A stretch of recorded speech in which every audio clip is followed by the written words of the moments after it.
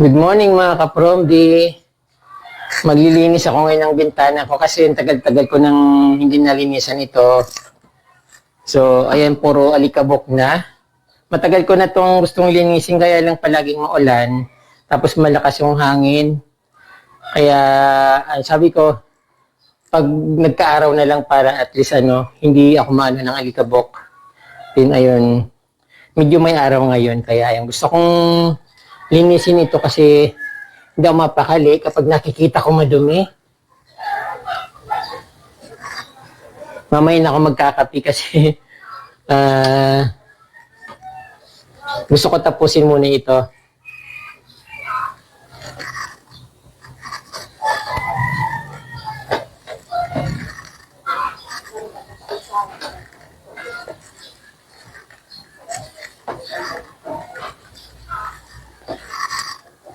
Ang daming alikabok.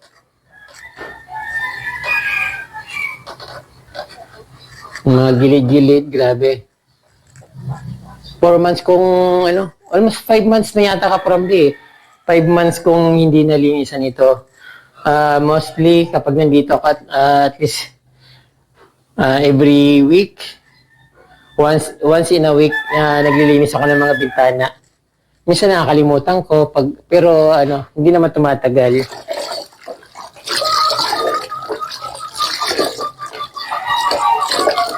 Yung sa taas ka-Promdi, nalinis ko na kasi kailangan kasi nandun ako nakahiga sa taas. Nilinisan ko na kagad yung pagdating ko.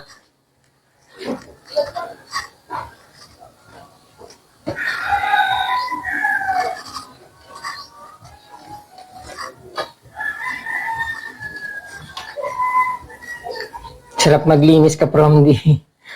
Pag nakikita mong malinis na yung bahay, tapos parang very relaxing after mo malinis yung bahay kasi parang wala ka nang iniisip. Pero marami pa rin lilinisin.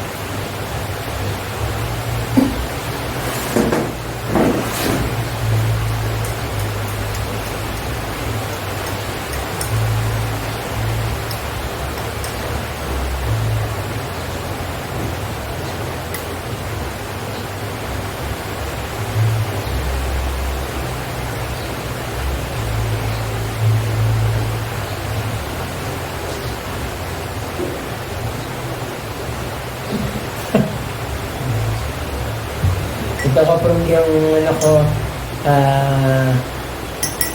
first time ko pong gumawa nitong ano, ginger, calamansi or lemon, plus honey. Tapos dinagdagan ko na rin ng oregano para at least, ano rin yun eh, pangubo rin yun. So, hope na gumaling na po ako from kasi hirap na talaga ako. Parang hindi bagay sa edad ko na hindi pa naman ako ng katanda. Pero yung ano,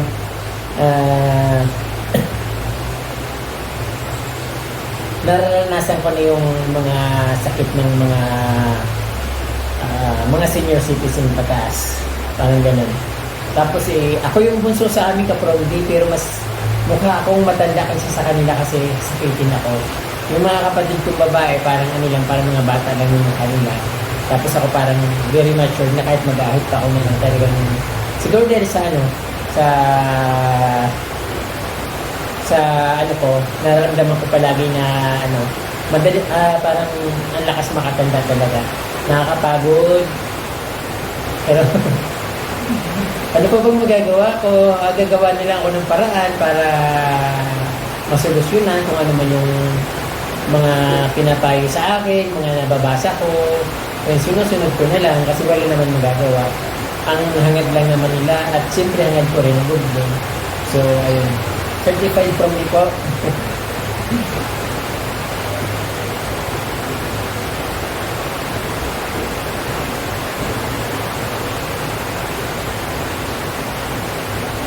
Sobrang init pa maya-maya na.